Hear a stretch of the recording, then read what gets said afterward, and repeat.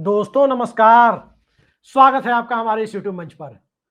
दोस्तों, जिस प्रकार से बिहार में राहुल गांधी की यात्रा को समर्थन मिल रहा है, प्रधानमंत्री भी बिहार में थे, नीतीश कुमार के साथ मंच साझा कर रहे थे, गया और गंगा नदी पर पुल का उद्घाटन कर रहे थे और गया जी में जिस प्रकार से बिहार की चुनावी फिजा को भांपने की कोशिश कर रहे थे, वो सुर्खियों से कहीं परे दिखाई दी। और आज जो सुर्खियां दिखाई दी वो राहुल गांधी की भारत जोड़ो यात्रा के बाद के दौर की सबसे बड़ी सुर्खी कही जा सकती है, क्योंकि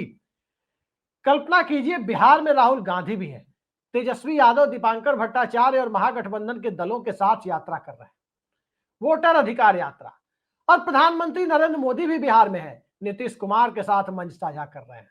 लेकिन लोगों की निगाहें प्रधानमंत्री की सभा पर नहीं, प्रधानमंत्री को इतना कम कवरेज मिलता हुआ और राहुल गांधी की सभा को इतनी ज्यादा कवरेज और लोगों के बीच से दिलो दिमाग से राहुल गांधी की यात्रा आम आदमी के लिए, आम आदमी के बीच में जो माहौल बना हुआ है उससे मेल खाती हुई जो यात्रा दिखाई दे रही थी, वो दरअसल 2013 की परिस्थितियों को, यूं कहें 13-14 की परिस्थितियों की झलक दिखा रही थी, जब प्रधानमंत्री तो डॉक्टर मनमोहन सिंह थे, लेकिन पूरे देश में माहौल नरेंद्र मोदी के पक्ष में नजर आ रहा था। आज प्रधानमंत्री तो नरेंद्र मोदी है, लेकिन माहौल राहुल गांधी के पक्ष में नजर आ रहा है। और राहुल गांधी के पक्ष में जो माहौल दिख रहा है उसमें बिहार निमित्त मात्र दिखाई देता है। निश्चित तौर पर बिहार का चुनाव हमेशा से एक बड़ा महत्वपूर्ण फैक्टर होता है, राष्ट्रीय राजनीति को प्रभावित करने वाला होता है। और बिहार के चुनाव फ्रीबीज से ज्यादा हक, हुकूक और अधिकार के मुद्दे पर लड़े जाते हैं। और पिछले 10 सालों में तो हक बचाने और अधिकार बचाने के नाम पर ही लड़े जा रहे हैं। आरक्षण बचाने के नाम पर 15 में, संविधान बचाने के नाम पर 24 का आखिरी फेज, और अब वोटर अधिकार बचाने के लिए। लेकिन इन सब से आगे जाकर संसद सत्र जो कल समाप्त हुआ, उस संसद सत्र में जो नजारा दिखा, वोट चोर गद्दी छोड़ का नारा जिस प्रकार से लगाया गया और भारतीय जनता पार्टी की तरफ से वैसी प्रतिक्रिया देखने को नहीं मिली जैसी प्रतिक्रिया 14 से 24 के बीच देखने को मिलती थी। ये अपने आप में बड़ा आश्चर्यजनक था कि क्या कॉन्स्टिट्यूशनल क्लब में राजीव प्रताप रूडी की जीत सिर्फ एक तुक्का थी या तुक्का से कहीं ज्यादा थी। सभी जानते हैं कि गृह मंत्री अमित शाह का खेमा सीधे सीधे संजीव बालियान को समर्थन दे रहा था, बावजूद इसके राजीव प्रताप रूडी चुनाव जीते। कैसे जीते? भारतीय जनता पार्टी के अंदर के खेमे का अमित शाह की मंशा के विरोध में जाकर वोट डालना, विपक्ष की तरफ से सोनिया गांधी हो या मल्लिकार्जुन खड़गे हो, सबके द्वारा अपने मताधिकार का प्रयोग करना। और इन सब के बीच राजीव प्रताप रूडी का संजीव बालियान की जगह यदि बहुत सटीक कहा जाए तो अमित शाह को हरा देना। ये जो माहौल बना करके गया, उस माहौल के बाद 2024 के बाद की परिस्थितियों का आकलन यदि करें तो भूल जाइए कि चंद्रबाबू नायडू उपराष्ट्रपति चुनाव में किसे समर्थन दे रहे हैं। भूल जाइए कि इंडिया गठबंधन के पास संसद में सबसे ज्यादा सीटें अभी दिखाई दे रही है। और इस फैक्टर को भी भूल जाइए कि नानी फैक्टर इस देश में सत्ता का परिवर्तन करा सकती है, निश्चित तौर पर करा सकती है। लेकिन याद रखने वाली चीज यह है कि इंडिया गठबंधन की एकजुटता, यानी एकजुट हुआ विपक्ष और बिखरा हुआ सत्ता पक्ष जो इस बार नजर आया है, इस संसद सत्र के पहले वो नजारा कभी नहीं दिखा था। प्रधानमंत्री नरेंद्र मोदी के आते ही सदन में जो मोदी मोदी के नारे लगते थे, उत्साह उनका भी कम था। बिल फाड़कर सीधे सीधे अमित शाह के सामने फेंकना, जिस तरह से सीएम पीएम और मंत्रियों को 30 दिनों तक जेल में डालने वाला बिल लाया जा रहा था, और जेल में डालने वाले बिल में यदि जमानत नहीं होती, यदि वो जेल चले जाते हैं, जेल में डालने वाला बिल नहीं लेकिन जेल चला जाता है कोई व्यक्ति, तो उसे स्वतः बर्खास्त हुआ मान लिया जाएगा यदि उसे 30 दिनों में जमानत नहीं मिली। तो इस बिल के दरमियान जो नजारा दिखा वो कहीं ना कहीं सांसदों की भूमिका से ज्यादा सांसदों के ऊपर जो जन दबाव पड़ रहा है, पब्लिक प्रेशर क्रिएट हो रहा है, और जो हालात बनते जा रहे हैं इस देश के अंदर, अर्थव्यवस्था ने, मौजूदा सत्ता की आर्थिक नीतियों ने जो हालात बना रखे हैं, जिससे समाज दाता और पाता के बीच में विभाजित होता जा रहा है। और इस दाता और पाता वाली भूमिका में आप देख रहे हैं कि अंबानी किस प्रकार से रूस से तेल खरीद कर, जो खबरें आ रही है उन पर यकीन करें, तो तेल खरीदकर और फिर उसे रिफाइन करने के बाद और बाई प्रोडक्ट से उनकी कुल कमाई कई गुना ज्यादा हो रही है और उसे हिंदुस्तान की जीडीपी का हिस्सा बनाकर जिस प्रकार से पेश किया जाता है कि भारत में मोदी के दौर में 5 ट्रिलियन की अर्थव्यवस्था बनने की राह पर यदि देश की अर्थव्यवस्था अग्रसर है, तो सवाल तो यह पूछा जाना चाहिए कि उस 5 ट्रिलियन में सत्ता के 2 करीबी पूंजीपतियों का योगदान कितना है और इस देश की 80%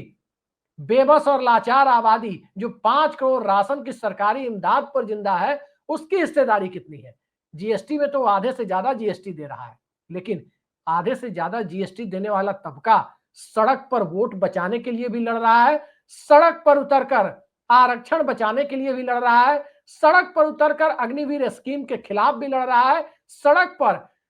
एमएसपी गारंटी के लिए भी लड़ रहा है। सड़क पर उतरकर यही तबका रोजगार और महंगाई से लेकर छात्रों के मुद्दे तक जिधर देखे उधर संघर्ष की परिस्थितियों में खुद को पा रहा है। तो सवाल ये उठता है कि सत्ता ने तो मौजूदा दौर में एक खास अल्पसंख्यक समुदाय के प्रति ही अपना रवैया कुछ अजीब रखा था, ऐसी धारणा बनी थी। लेकिन क्या जवान, क्या किसान और क्या मुसलमान, यानी नौजवान, किसान और मुसलमान तीनों की स्थिति मौजूदा दौर में, इस सत्ता के दौर में, सत्ता के खिलाफ जाने वाले तबके के तौर पर यदि राहुल गांधी की सभा चाहे वो मुंगेर भागलपुर में हो वहां दिखाई दे रही हो, अखिलेश यादव कहीं सभा करें वहां दिखाई दे रही हो, महाराष्ट्र के प्याज किसान और दूसरे किसानों का गुस्सा जिस प्रकार से सत्ता के लिए सिरदर्द बनता जा रहा हो और जिस प्रकार के हालात में दक्षिण से लेकर उत्तर तक, चाहे मुद्दा परिसीमन का हो, चाहे मुद्दा एसआईआर का हो, चाहे मुद्दा सिस्टम के ऊपर लोग की जगह तंत्र के हावी हो जाने का हो, ये हालात जो बनते हुए दिखाई दे रहे हैं, इस हालात में ये कहने में कोई अतिशयोक्ति नहीं है कि राहुल गांधी एक निमित्त मात्र है। जनता के अंदर दरअसल स्वाभाविक गुस्सा था और हर दौर में ऐसा होता है। जयप्रकाश नारायण ने कोई आंदोलन खड़ा नहीं किया था, ये बात लालू यादव ने कही ऑन द रिकॉर्ड। आंदोलन इस देश के छात्रों ने खड़ा किया था। जेपी एक निमित्त मात्र थे। सत्ता के खिलाफ यदि गुस्सा परवान चढ़ता है तो ठीक उसी दौर में, जिस दौर में इमरजेंसी लगाई जा रही थी, 73 से 77 के दौर को याद करें जब छात्रों का गुस्सा परवान चढ़ रहा था, नौजवान और सरकारी कर्मचारी एक दूसरे के साथ हाथ मिलाते हुए दिख रहे थे, तो उस दौर की फिल्मों को यदि याद करें, दीवार, जंजीर, शोले, जिस प्रकार से अमिताभ बच्चन की एंग्री यंग मैन वाली छवि राजेश खन्ना की रुमानियत को पीछे छोड़कर उस दौर में मानसिकता के सार्वजनिक प्रदर्शन का एक बड़ा सबूत बन रही थी। अब सिस्टम चूंकि बॉलीवुड पर हावी हो चुका है, तंत्र पूरी तरह से प्रोपेगेंडा फिल्मों के सहारे अलग अलग फाइल्स बनाकर लोगों के लिए परोसे जाने का माध्यम बन चुका है, तो तंत्र के सहारे रहने वाले लोग यदि मौजूदा दौर में सिस्टम को अपने हिसाब से चलाने के लिए सड़क पर उतरते दिखाई दे रहे हैं, उन्हें अपने पसंद की चीज न तो बॉलीवुड मुहैया करा रहा है, न ही सत्ता मुहैया करा रही है, न ही सिस्टम मुहैया करा रहा है और न ही 142 करोड़ लोगों का ये दुनिया का सबसे बड़ा देश, सबसे बड़ी जनसंख्या वाला देश, न ही इस देश के अंदर अपनी आकांक्षाओं को, अपने एम्बिशन को धार देने की परिस्थितियों को निर्मित कर पा रहा है। पलायन की तादाद बढ़ती जा रही है।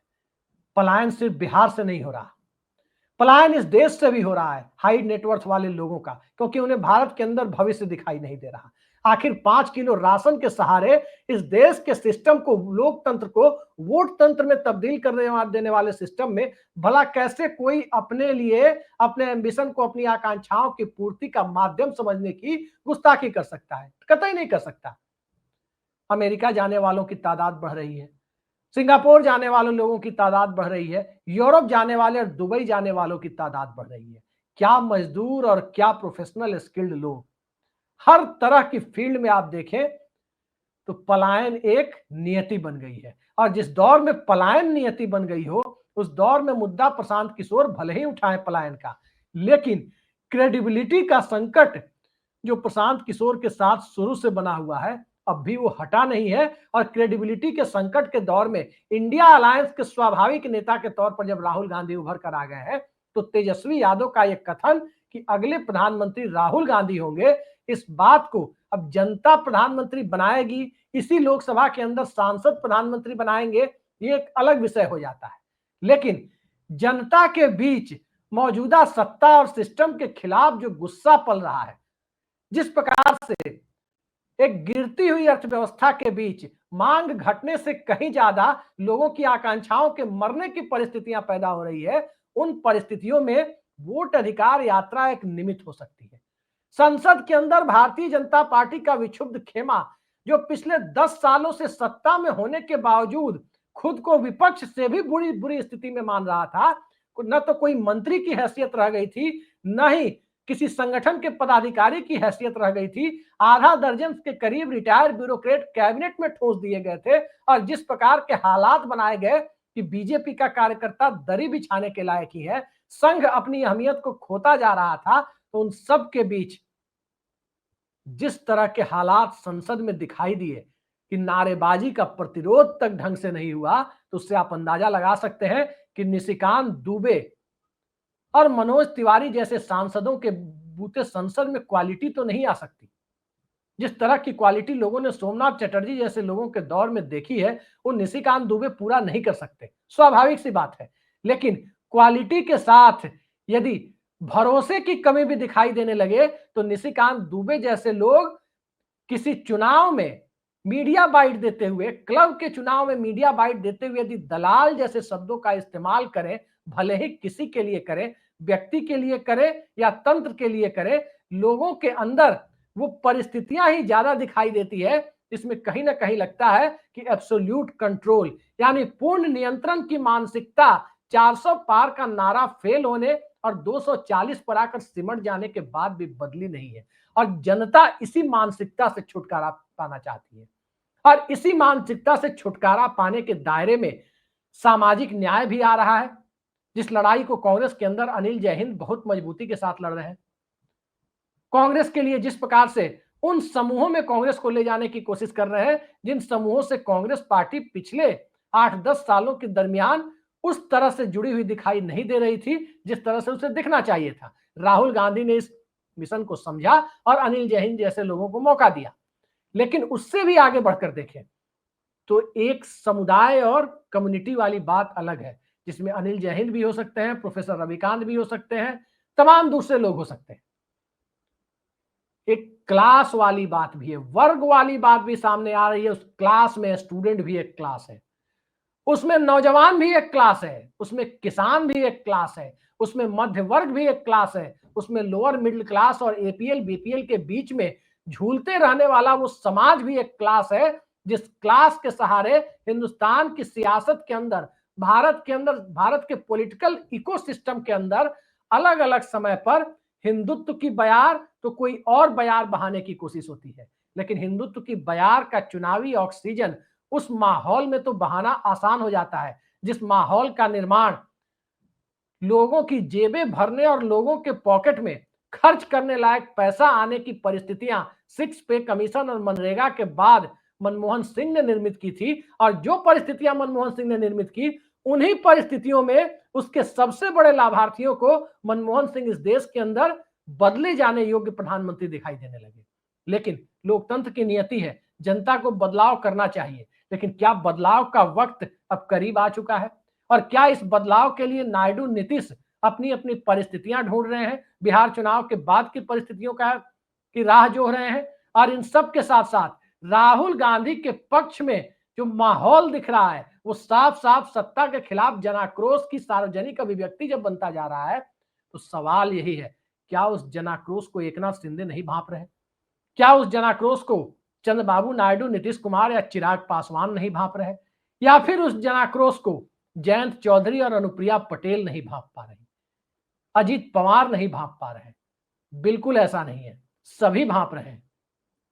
वक्त का इंतजार सबको है, सियासत में वक्त की भूमिका बड़ी है। आज वक्त बिहार चुनाव का है, तो एक लिटमस टेस्ट के तौर पर एसआईआर की पूरी प्रक्रिया आ गई। सुप्रीम कोर्ट ने आधार जोड़ने की बात कह दी,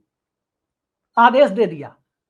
लेकिन जिस प्रकार से बिल्कुल आखिरी दौर में जब इस एसआईआर की प्रक्रिया के कागजी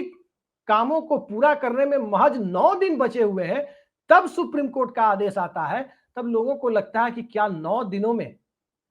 2.5 कोस चलने वाली स्थिति होगी, या इन 9 दिनों में जिनके डॉक्यूमेंट्स जमा नहीं हुए हैं, सादे फॉर्म जमा हुए हैं, क्या वो सभी लोग ऑनलाइन अपने फॉर्म्स, अपने आधार अपलोड कर देंगे? बात आधार का नहीं है, बात भरोसे का है। और भरोसा सरकार के ऊपर से लोगों का उठ रहा है। राहुल गांधी ने संसद से लेकर सड़क तक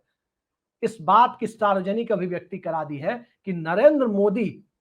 देश के बीच स्वीकार्यता की बात तो छोड़ दीजिए, भारतीय जनता पार्टी के भीतर भी अब उस तरह से स्वीकार्य नहीं रहे जैसे 2014 से लेकर 24 के दौर में हुआ करते थे।